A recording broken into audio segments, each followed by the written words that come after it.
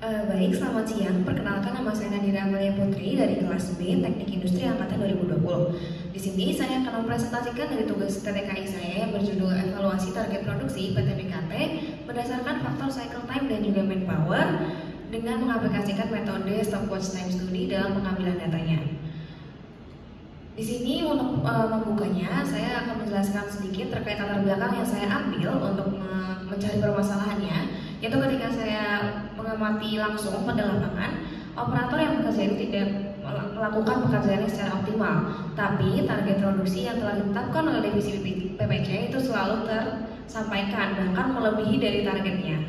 Dan untuk tujuan penelitiannya, tentu saja saya akan menjawab dari rasa penasaran saya, yaitu mengevaluasi sistem penentuan target produksi, mengetahui faktor-faktor yang berdampak pada penentuan target produksi, serta meningkatkan produktivitas dari proses produksi yang dilakukan oleh PTBKT. Dan di sini untuk pengumpulan datanya, saya melakukan 3 cara, yaitu dengan dokumentasi operator, yaitu secara langsung di lapangan. Kemudian saya menggunakan data historis berupa data loading capacity, serta data lainnya yang saya butuhkan seperti data ketebalan material, ada data manpower juga. Dan di sini ada contoh dokumentasi yang saya ambil.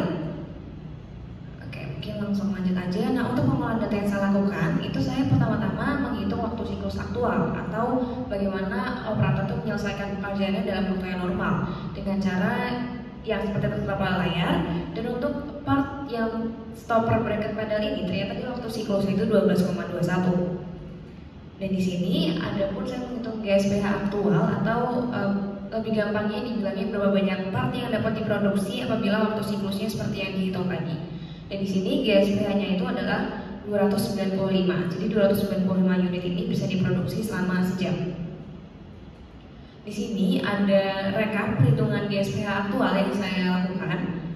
Dan di sini ada pun perhitungan persentase perbandingan antara GSPH yang aktual oleh operator dengan GSPH yang sebelumnya itu digunakan oleh divisi PPC pada saat menghitung target produksi. Dan di sini ternyata untuk persentasenya itu lumayan jauh, yaitu ada sekitar 24,36%. Jadi ada sebanyak 24% lagi yang bisa diproduksi oleh operatornya dengan 1 jam. Ini ada rekamnya lagi.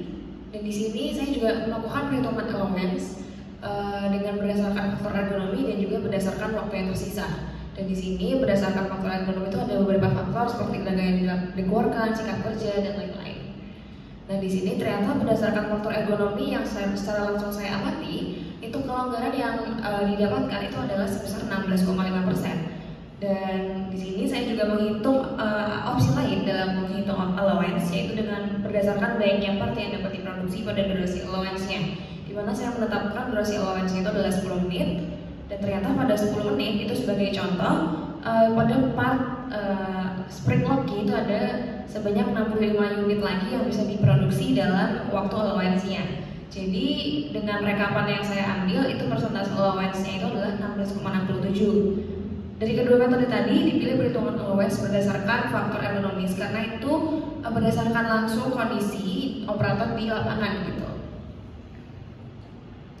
Nah, di sini saya juga membuat range ketebalan material. Jadi kayak ketebalan material itu ternyata berpengaruh juga dengan keoptimalan operator dalam melakukan pekerjaan. Di sini ada ketebalan 0,6 sampai 1,2, kemudian 1,4 sampai 2, serta 2,3 sampai lebih dari 32. Dan di sini ada masing-masing persentase kenaikan target produksi yang saya tetapkan, yaitu range 1 sebanyak 29%, range 2 sebanyak 41%, dan range 3 itu 36%. Dengan ada pertimbangan 2% untuk kejadian yang tidak dapat dihindari seperti setting mesin, arahan atasan atau yang lainnya.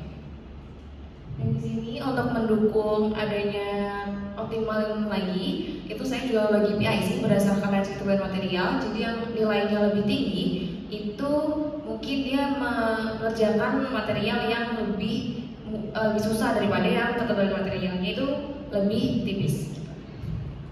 Dan di sini usulan perbaikannya berdasarkan yang sudah saya jelaskan tadi, rangkumannya itu adalah produksi part dilaksanakan dalam satuan waktu jam sehingga bisa lebih dianalisis gitu, bisa lebih dipastikan dan bisa lebih dicek. Kemudian perlu dilakukan pembaruan data loading capacity setiap jangka waktu tertentu, serta para karyawan divisi produksi yang memiliki skor di bawah itu itu sebaiknya dilakukan latihan setiap minggunya agar performansinya itu tetap terus meningkat.